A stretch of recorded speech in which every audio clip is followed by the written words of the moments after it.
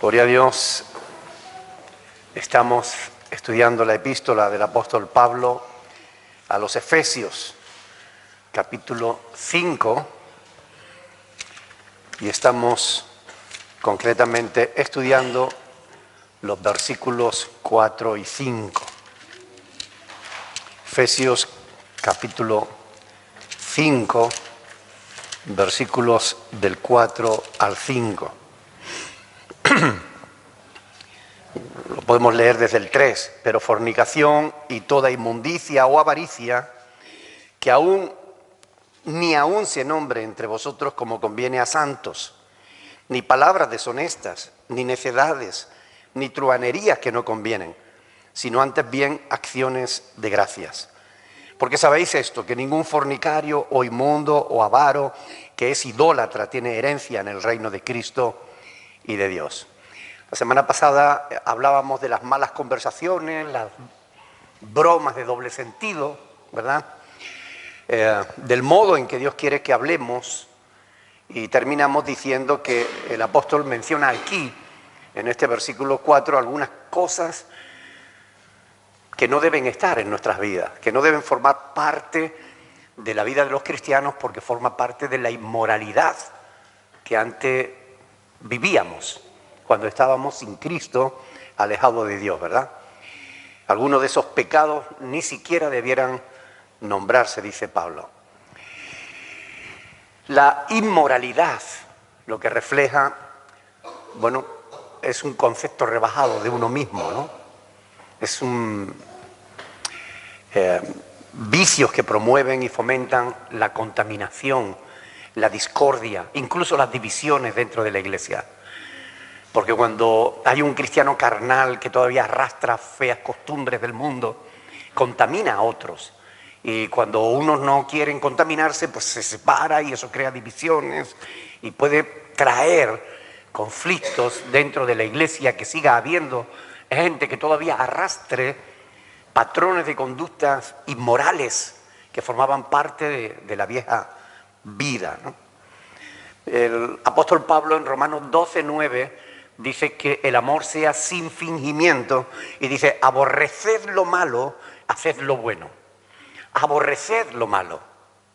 Romanos 12:9. Lo malo es algo que no solamente debemos dejar de practicar, porque sabemos que a Dios no le agrada, sino que es algo que incluso debemos llegar a aborrecer. Sentir lo que Dios siente ante lo malo. Que realmente no solamente digamos, bueno, pues no lo voy a hacer porque Dios no quiere, pero que no mantengamos todavía esa atracción por lo malo. Que oremos: Señor, ayúdame a aborrecer lo que tú aborreces. Ayúdame a no desear lo que a ti no te agrada. Debiéramos tener esa precaución, porque es lo que nos protege, es lo que nos guarda, el sintonizar con la voluntad de Dios. El que sintamos lo que Él siente, el que pensemos lo que Él piensa. Porque nosotros sabemos por Isaías 55:8 que los pensamientos de Dios son más altos que los nuestros, ¿verdad? Y nuestros caminos no son como los caminos de Dios. El hombre tiene sus propios caminos, su propia forma de pensar, pero Dios tiene la suya. Y cuando nos convertimos del mundo a Dios, cuando nos convertimos al Evangelio, debemos abandonar nuestras formas de pensar, nuestras conductas, nuestros viejos pasos, nuestros viejos patrones de conducta, y convertirnos. La palabra convertir significa darse la vuelta como un calcetín. Significa volverse del revés. Significa que si antes nos gustaba el pecado, ahora lo aborrecemos. Que si antes nos costaba las cosas de Dios, ahora las deseamos. Darnos la vuelta, convertirnos, darnos la vuelta como un calcetín. Es lo que necesitamos todos nosotros. Es algo que debiera producirse de manera natural en la vida del creyente, pero muchas veces nuestro aferrarnos a las cosas viejas no permite que ese proceso de transformación se realice en nosotros. Por eso retrasamos la voluntad de Dios para nuestras vidas. Cuando todavía no soltamos el lastre, cuando todavía vamos arrastrando las viejas costumbres del pasado. Tenemos que romper amarras, romper con todo lo viejo, romper con todo lo pasado. y vivir en libertad, con la libertad con que Dios nos hace libres. Es lo que Pablo nos está explicando con estos textos de otra manera, pero es lo que nos está diciendo. Nos exhorta no solo a evitar ciertas cosas, ciertas conductas, sino aún a aborrecerlas. Aborrecer es detestar absolutamente algo, cansarse de ello. Es decir, estoy cansado de la vieja vida, ¿no? O como dice Pedro, baste ya el tiempo pasado para haber hecho lo que agrada a los gentiles. Baste ya la vieja vida, baste ya el mundo, baste ya aquello que nos apartaba de Dios, basta. Ojalá que nos cansemos, que seamos capaces de despreciar aquella vieja vida y no que todavía la anhelemos.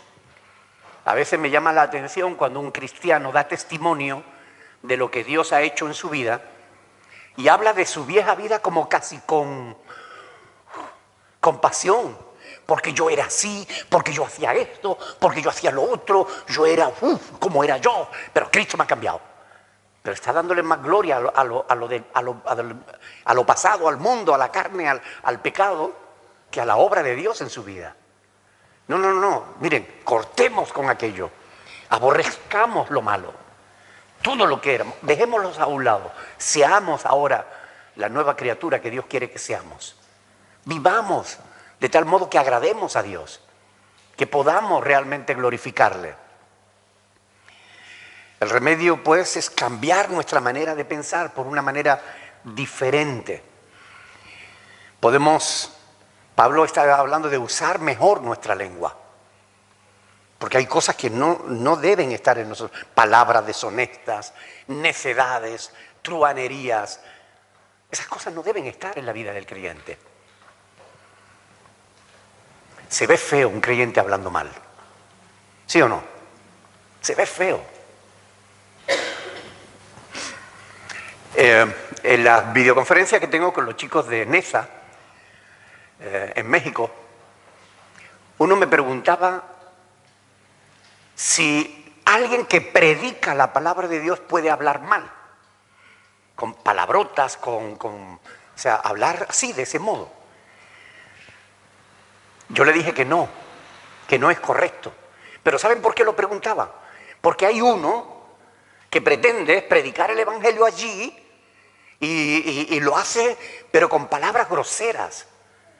Habla mal, con palabrotas. Y un creyente que habla mal y con palabrotas es una persona que no ha entendido el evangelio. No ha entendido que el que está en Cristo nueva criatura es. Y que esas cosas que pertenecen a la carne, a la vieja vida, no pueden seguir estando presentes en la vida cristiana. Porque ahora ya no somos como antes. Ahora somos hijos de Dios. Y como tales, tenemos que glorificarle en todo lo que hagamos. En todo lo que hablemos. Aún en lo que pensemos. Tenemos que agradar a Dios. Por eso Pablo sugiere aquí: ni palabras deshonestas, ni necedades, ni truhanería, que no convienen, porque no nos convienen estas cosas, sino antes bien, y ahora nos da una opción distinta, acciones de gracias. Cuando el cristiano pone en su corazón, en su mente y en su corazón, acciones de gracia, es difícil que hable palabras deshonestas, necedades, truhanerías. Porque cuando tú estás agradeciendo a Dios lo que Él ha hecho en tu vida, lo que Él sigue haciendo, cuando tú estás en contacto con Dios, cuando tú tienes conciencia de estar en la presencia de Dios, es difícil que tú te involucres en el pecado, en el mal, que tengas una mala conducta. Nos involucramos en el mal y tenemos mala conducta cuando nos olvidamos que estamos en la presencia de Dios. Ahora, ¿cuándo estamos en la presencia de Dios? Ayúdenme, por favor, porque esto es un estudio, no es un sermón. ¿Cuándo estamos en la presencia de Dios? ¿Cuando venimos a la iglesia? ¿En todas partes? ¿También en la calle? Pero bueno, cuando estamos con cristianos, ¿no? Cuando estamos con gente del mundo también. ¿También Dios está presente? Pero muchas veces no somos conscientes de eso.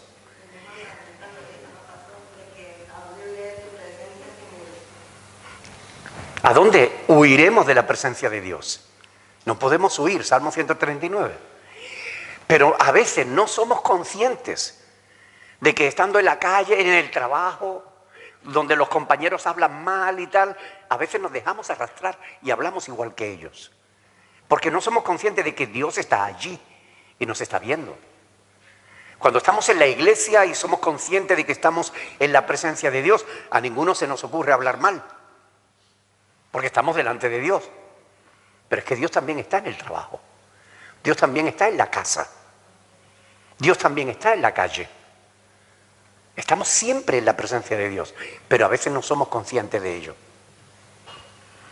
Por eso Pablo nos invita a ser conscientes de estar en la presencia de Dios, a estar siempre dándole gracias a Dios. ¿Tenemos motivo para ello? ¿Para darle gracias a Dios? Carmen, ¿tú tienes motivo para darle gracias a Dios? ¿Sí? Qué bueno. Rosana no.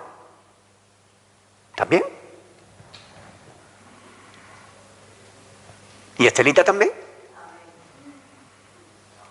Yo diría que todos tenemos motivos para darle gracias a Dios. ¿Es verdad o no? ¿Están de acuerdo?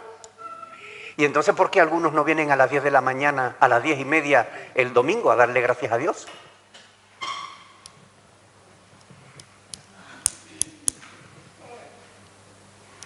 Porque los domingos a las 10:30, antes del culto que comienza a las 11, venimos a dedicar media hora a darle gracias a Dios. Fíjense qué oportunidad más hermosa para practicar esto que nos dice Pablo. Venir y darle gracias a Dios. Hemos dicho que tenemos motivos, ¿no? ¿Sí o no? Tenemos motivos para darle gracias a Dios. Seguro que todos los días. Pero si nos reunimos como familia, como congregación, un día a la semana para darle gracias a Dios, que menos que venir y darle gracias a Dios ese día, ¿no? Juntos, como cuerpo de Cristo. Es decir, los niños le dicen, Señor, gracias por mi familia, por mi mamá, por mi papá. Gracias por un día más de vida. Y los niños nos dan lecciones a los mayores a veces.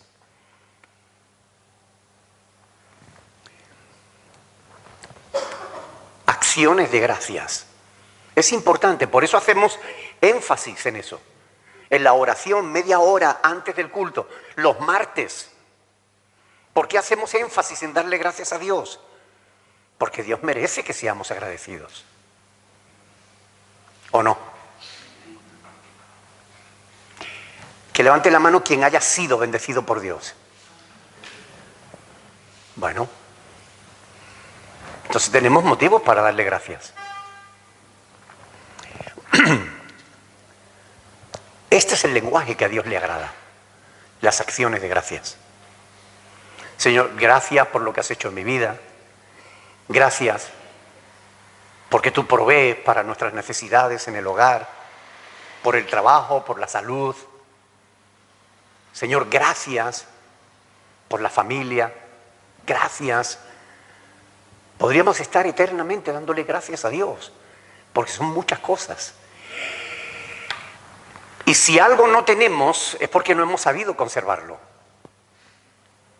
O porque no nos conviene. Pero tenemos muchos motivos para darle gracias a Dios.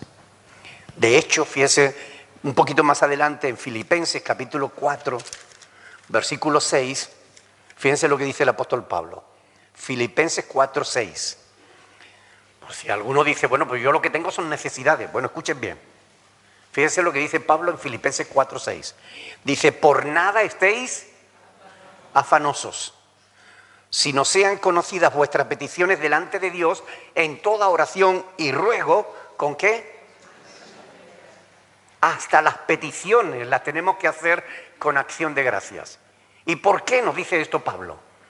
Porque nosotros sabemos que si pedimos conforme a la voluntad de Dios, Dios nos oye.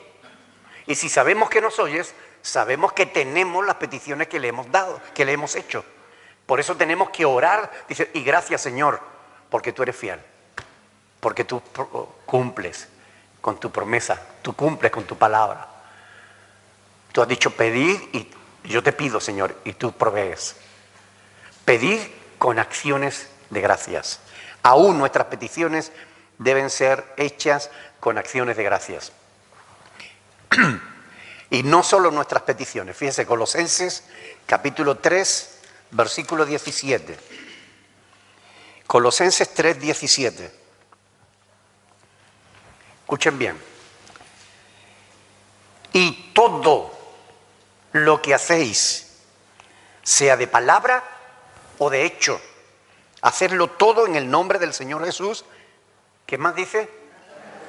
Dando gracias a Dios Padre por medio de Él.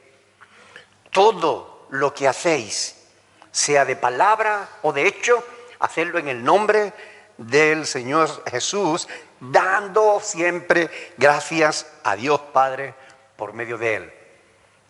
Todo lo que hacemos, debiéramos hacerlo con acción de gracias. Ahora tengo que ir a trabajar. Señor, gracias por mi trabajo. Porque hay quien quiere trabajar y no tiene trabajo.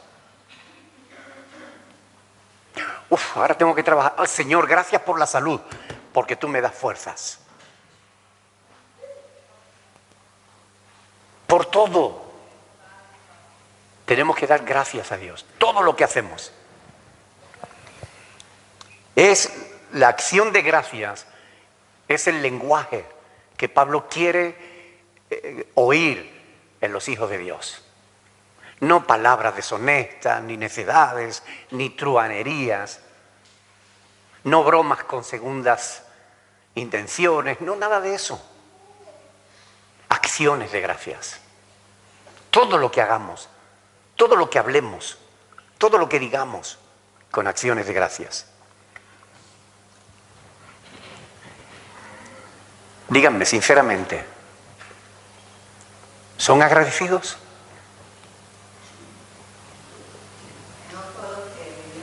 No todo lo que debiéramos, ¿no? ¿Suele dar gracias a Dios por las bendiciones que tienes o las das por sentado?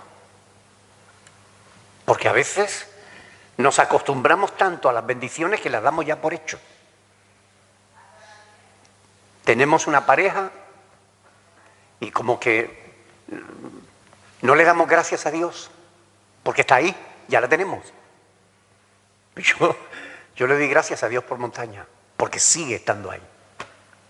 No quiero esperar a que yo me vaya o ella se vaya para que darle entonces echarla de menos. No. Todos los días, gracias Señor por mi esposa. Cuando oramos, sea en la comida, antes, después, cuando sea. Señor, gracias por mi esposa. Porque yo aprecio que Dios me haya dado esta esposa. Ser agradecidos. Es importante. Primera de Corintios, capítulo 4. Miren, versículo 7. Primera de Corintios 4, 7. Fíjense lo que dice ahí Pablo.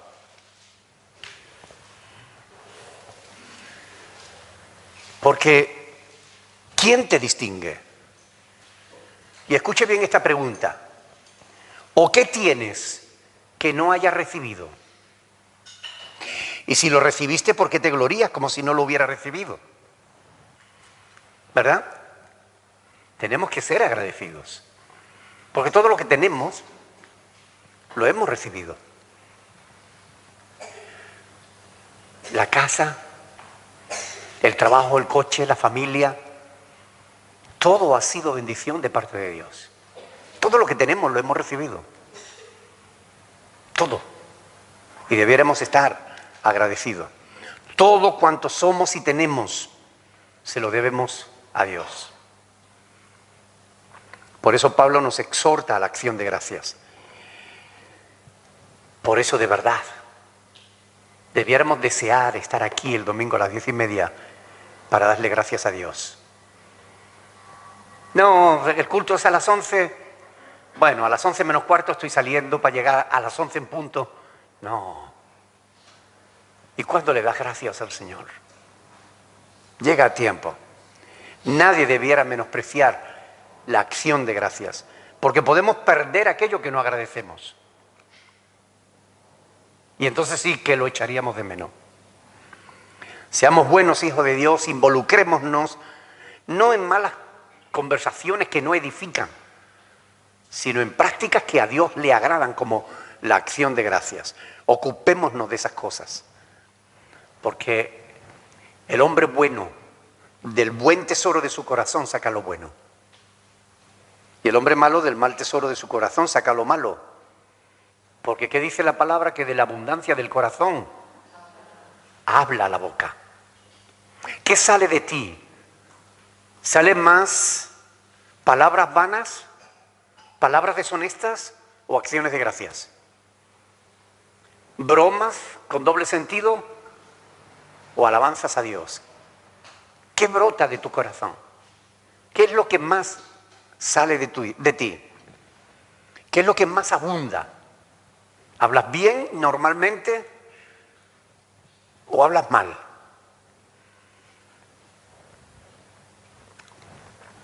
¿Edificas cuando hablas? ¿O más bien no edificas? Aquí en Efesios capítulo 5, el apóstol Pablo nos da en el versículo 5 la razón, una buena razón, por la cual debemos corregirnos en estas cosas. Hay una buena razón para que dejemos el mal hablar. Hay una buena razón para que seamos agradecidos. Hay una buena razón. Es que dice ahí, porque sabéis esto, sabéis que ningún fornicario o inmundo o avaro que es idólatra tiene herencia en el reino de Cristo y de Dios. Ningún mal hablado va a entrar en el reino de los cielos. Y Pablo nos enseña esto apelando al conocimiento, porque sabéis. ¿Sabemos esto? ¿Que en el cielo no entran los malos? ¿Lo sabemos o no? Lo sabemos. Desgraciadamente no siempre obramos conforme a lo que sabemos. A veces sabemos algo, pero hacemos otra cosa. Sabemos qué es lo bueno, pero en vez de hacer lo bueno, hacemos lo menos bueno o lo malo. En ocasiones pareciera que no se nos hubiera repetido una y mil veces cuál es la voluntad de Dios. El otro día el pastor Andrés, predicando, decía, ¿no?, ¿cuántos mensajes hemos oído a lo largo del año? 52 semanas que tiene el año, 52 sermones de los domingos, 52 estudios de los jueves, 52 martes en los que siempre leemos un texto y animamos a la oración, pero siempre compartimos la palabra. 52, 365 días. Y a veces no estamos haciendo lo correcto. Hay cosas que sabemos, pero que no llegamos a implementar como parte de nuestra vida cotidiana. A mí me llama la atención que un día como hoy falten personas que son responsables de la iglesia. Y estoy seguro que es por cuestiones carnales. Cuestiones carnales.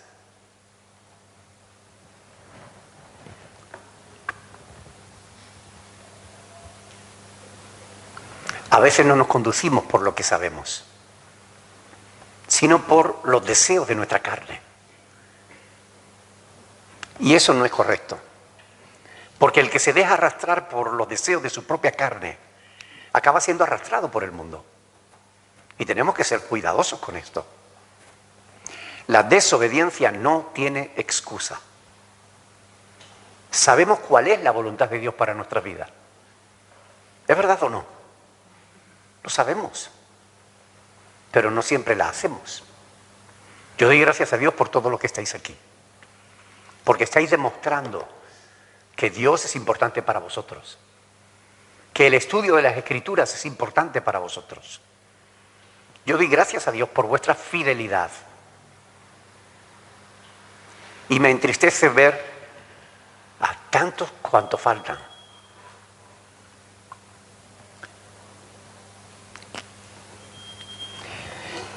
Porque sabéis esto, que ningún fornicario o inmundo o avaro que es idólatra tiene herencia en el reino de Cristo y de Dios. Quiero aclarar que cuando Pablo habla aquí de los fornicarios, de la fornicación, no es que Pablo esté condenando la práctica sexual, ¿ok? El sexo no es malo. La sexualidad la creó Dios para la procreación de la especie, pero también para el disfrute de la pareja.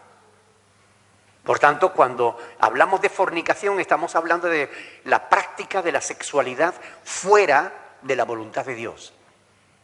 La práctica de la sexualidad fuera de un compromiso de por vida.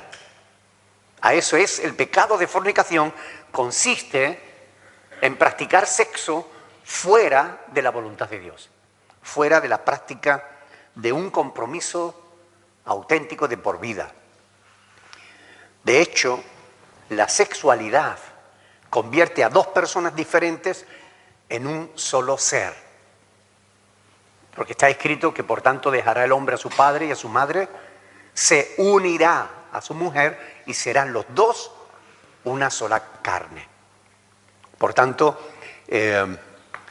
así es como está escrito. No es la ceremonia delante del juez, no es la ceremonia delante del cura o del pastor lo que te hace una sola carne, sino la unidad sexual.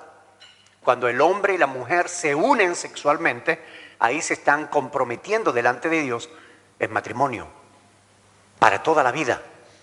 Por eso es tan importante escoger bien la pareja, para que nos dure. De modo que una pareja que practica la sexualidad de manera amorosa, comprometida, en la que ambos disfrutan, serán una pareja mucho más unida que aquella otra que solo practica sexo cuando no hay más remedio. La sexualidad une a la pareja de una manera espiritual, ¿ok? No es solo algo físico, no es solo un intercambio físico. La sexualidad une a las dos personas en una sola carne.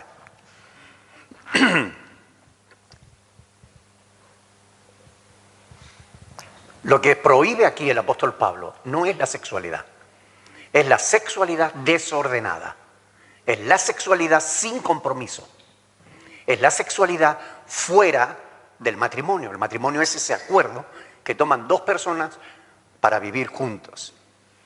Las actitudes incorrectas acerca del sexo, las prácticas del mismo fuera del matrimonio, que no tiene, repito, que no tiene nada que ver con la ceremonia.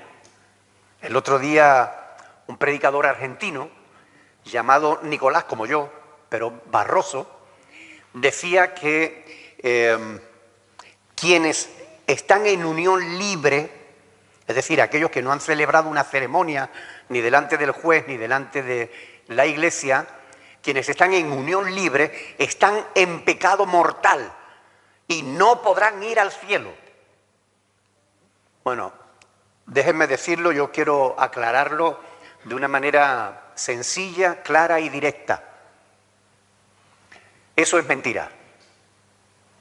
Lo puedo decir más alto, pero no más claro. Es decir, no existe ni un solo texto bíblico que diga que cuando un hombre y una mujer se comprometen sin haber pasado por el, ¿cómo se dice?, por el juzgado, ni por la vicaría. Es decir, aunque no haya hecho ceremonia delante del juez ni delante de la iglesia, si dos personas están comprometidas para compartir sus vidas, esas personas están legítimamente casadas delante de Dios. No están en unión libre, están casados delante de Dios. Son una sola carne. Pastor, en su momento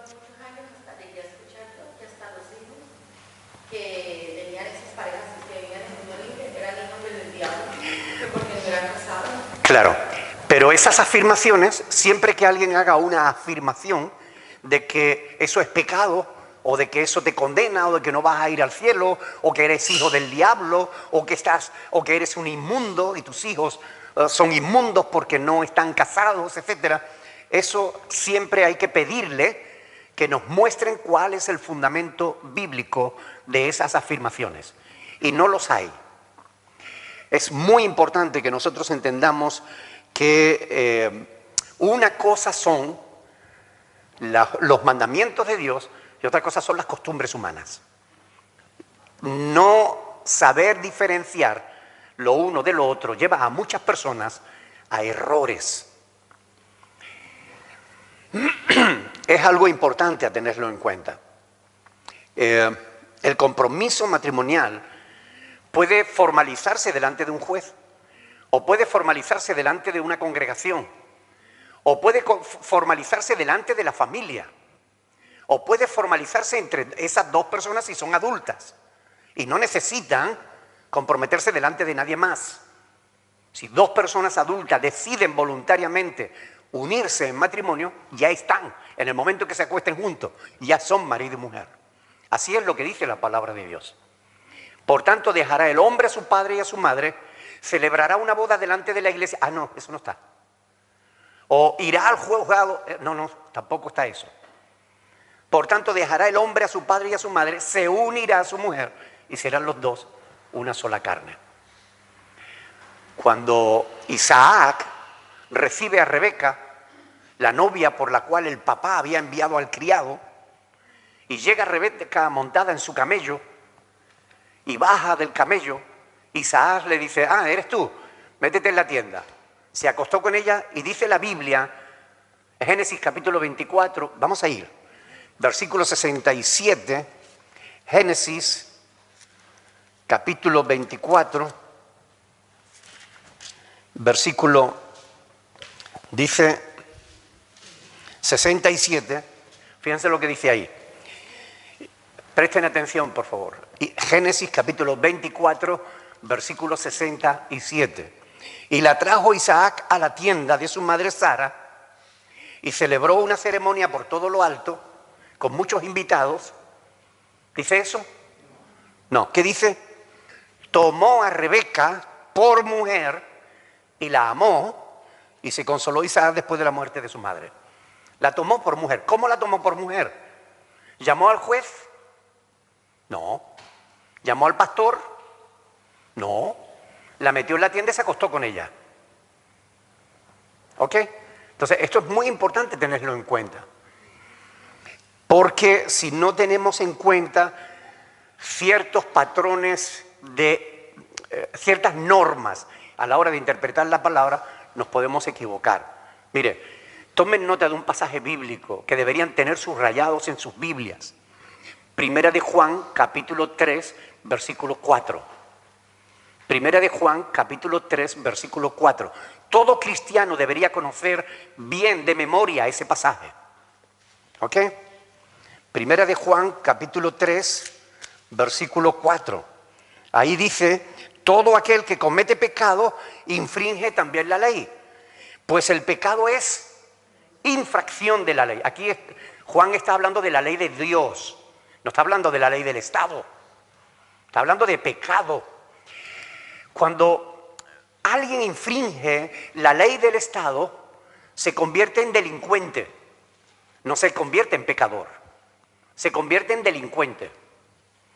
Cuando alguien infringe la ley de Dios, se convierte en pecador. ¿Entienden la diferencia? Cuando alguien infringe una norma social, una tradición, una costumbre, se convierte en un inadaptado. Pero no es un pecado infringir una costumbre. Es pecado infringir un mandamiento de Dios. ¿Qué es pecado? Infringir un mandamiento de Dios. ¿Alguien sabe de algún texto bíblico en el que se diga que Dios ha mandado celebrar una ceremonia de matrimonio? No existe ese texto bíblico. No existe ese mandamiento. Si no existe el mandamiento, nadie lo puede infringir. Si no hemos infringido un mandamiento de la ley de Dios, no podemos estar en pecado. ¿Entienden? Es así de simple. Pero a veces los mandamientos humanos se convierten por tradición, por costumbre, se confunden con mandamientos de Dios. Por ejemplo, ¿dónde está escrito en la Biblia que un cristiano que se ha convertido a la fe de Cristo, que ha nacido de nuevo, pero que todavía no ha sido bautizado, no puede tomar la comunión? ¿Dónde está ese versículo? ¿Alguien lo conoce? No está en la Biblia. Pero muchas iglesias niegan la comunión a un creyente nacido de nuevo porque todavía no se ha bautizado. Pero es un mandamiento humano. Tomar la comunión después de haber nacido de nuevo no es pecado, aunque algunos lo interpreten como pecado, pero no es pecado.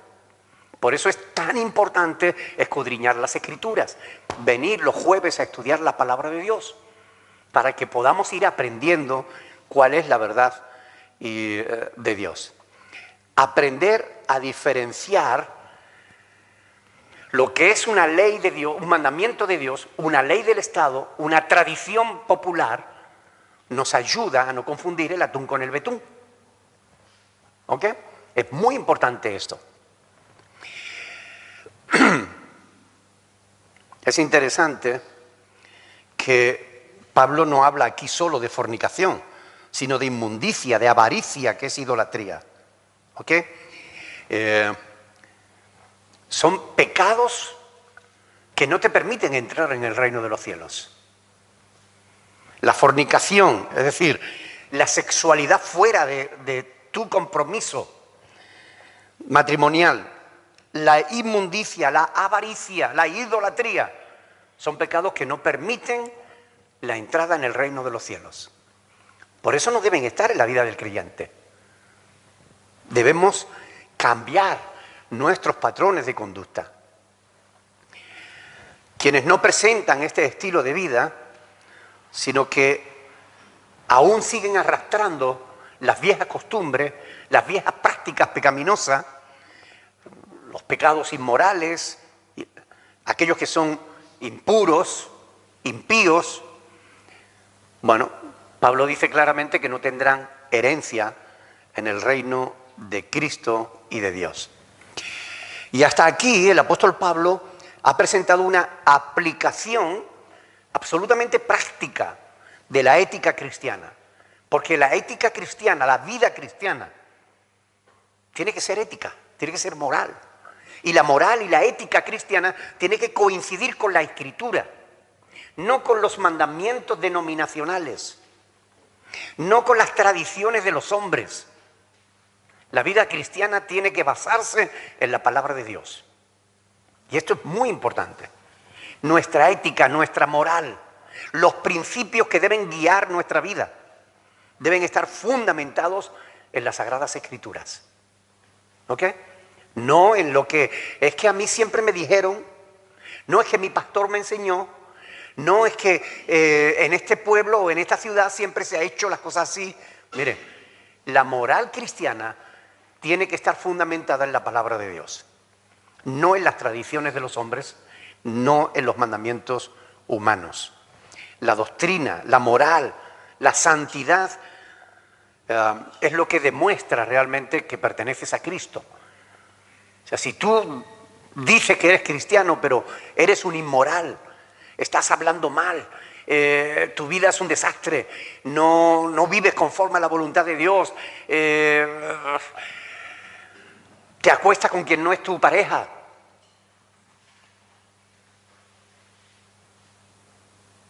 eres un idólatra. ¿De qué manera estás demostrando que eres un hijo de Dios? J.C. Riley dijo que la santidad es el resultado inevitable de una verdadera conversión. Es decir, si tú de verdad te has convertido, tienes que apartarte de lo que a Dios no le agrada. Eso es ser santo, apartados para Dios. ¿Apartados de qué? De aquello que a Dios no quiere. apartado del mal, del pecado, de la inmoralidad, de las cosas que a Dios no le agradan. Porque el reino de Dios es un reino santo. Y el que no, en el que no tienen cabida las personas que no son santas. A veces nosotros, cuando hablamos de santidad, pensamos en los papas, o pensamos en San Pancracio o en San Leopoldo. No, mire, la santidad no tiene que ver con quien la Iglesia dice que es santo. La santidad tiene que ver con que tú andes en la voluntad de Dios, con que tú te apartes de lo malo y hagas la voluntad de Dios, conforme a las Escrituras. Eso tiene que ver la santidad. Pablo llama santos a los corintios. Fíjese, ustedes ya han estudiado las epístolas a los corintios y ya saben cómo era la iglesia de los corintios. Era una iglesia que tenía problemas de todo tipo. Sin embargo, Pablo les llama santos. Cuando Pablo escribe su carta en el capítulo 1 de Primera de Corintios, le dice, a los santificados en Cristo Jesús, llamados santos, con todos los que en cualquier lugar invocan el nombre del Señor. Si los corintios eran santos, tú puedes ser santo. En la medida en la que te apartas del pecado, en la que te apartas de la vieja vida, en la que andas conforme a la voluntad de Dios. Ahí, cuando tú te apartas para Dios, cuando tú haces lo que a Dios le agrada y dejas de hacer lo que no le agrada, ahí tú estás siendo santo. Ahí estás andando en santidad. Hoy en día hay una tendencia hacia la relajación moral. Bueno, es un eufemismo en realidad. Relajación moral no. Hay una tendencia a la perversión moral. Porque vemos en la televisión, no hay una serie de televisión donde no salgan ya lesbianas o gays. No hay una sola serie de televisión, sea la que sea, hasta los dibujos animados de los niños. Salen dos mamás o dos papás. Es una perversión de la verdad. Es una inmoralidad. El otro día vi una publicación en internet donde se veía un joven con una pancarta que decía, soy homosexual y cristiano, Dios me ama. Bueno, es evidente que puede que sea homosexual, pero desde luego cristiano no es. Será un ignorante de lo que es la vida cristiana. Porque si conociera realmente la palabra de Dios, que es la que establece cuáles son los parámetros de la vida cristiana, sabría que un homosexual no encaja dentro de lo que es el cristianismo, la fe cristiana. Porque está escrito en 1 Corintios capítulo 6, del 9 al 11, que ningún homosexual entrará en el reino de los cielos. Y dice en el versículo 11, y esto erais algunos, mas ya habéis sido lavados, ya habéis sido santificados, ya habéis sido justificados por medio de la fe en el Hijo de Dios. Así que el homosexual debe dejar de ser homosexual si quiere entrar en el reino de los cielos. Esta es la verdad. Pero la tendencia que hay hoy en día en el mundo es hacia la perversión, hacia la corrupción de todos los principios y valores morales y éticos que han mantenido a la sociedad hasta el día de hoy. Ahora se está atacando todo eso. Hoy leía que las feministas entraron en una iglesia pentecostal, le metieron fuego a la iglesia y al coche del pastor. La intolerancia está siendo cada vez mayor. Unos pocos están tratando de pervertir a todo el mundo. Y lo curioso es que lo hacen con la connivencia, es decir, con la ayuda de los poderes públicos, de los gobiernos, que permiten eso, que una minoría estén queriendo pervertir a toda la mayoría.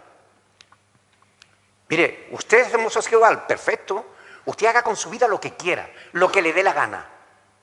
Pero no me quiera convertir en homosexual a mí, porque yo no estoy interesado en eso. Así de simple. Yo te respeto, pero tú tienes la obligación de respetarme también a mí. Porque todo el que exija respeto para sí mismo debe estar dispuesto a respetar a los demás. Es así de simple.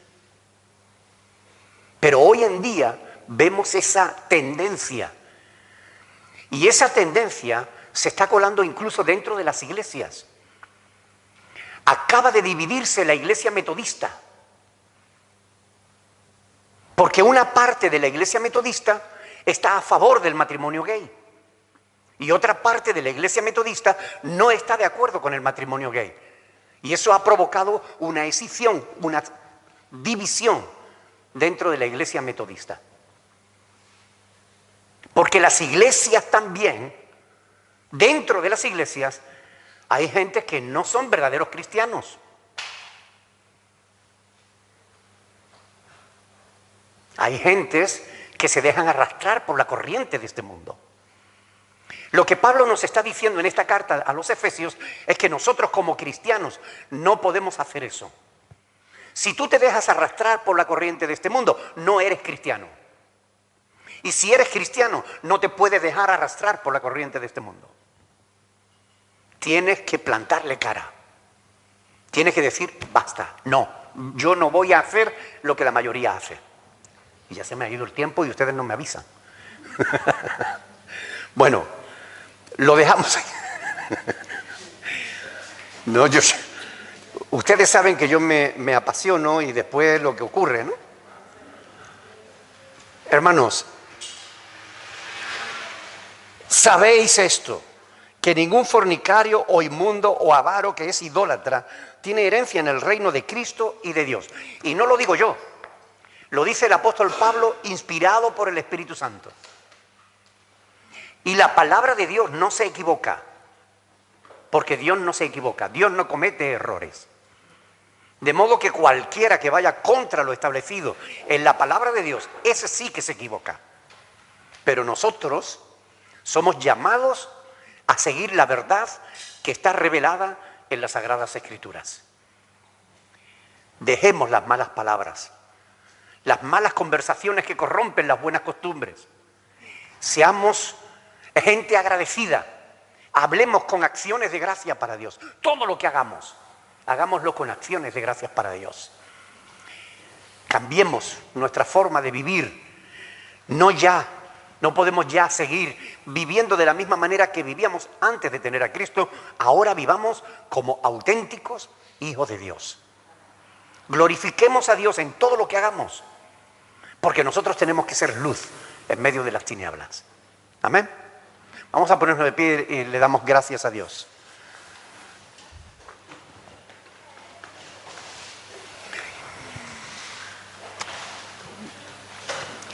Padre del cielo, te damos gracias por tu bondad para con nuestras vidas. Gracias porque tú has sido bueno para con nosotros, habiéndonos rescatado, Señor, de la corriente de este mundo y habiéndonos dado la oportunidad de comenzar una vida nueva.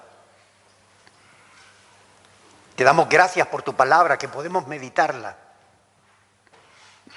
Te pedimos que nos des la capacidad de ponerla por obra, Señor, de vivir de acuerdo a tu voluntad.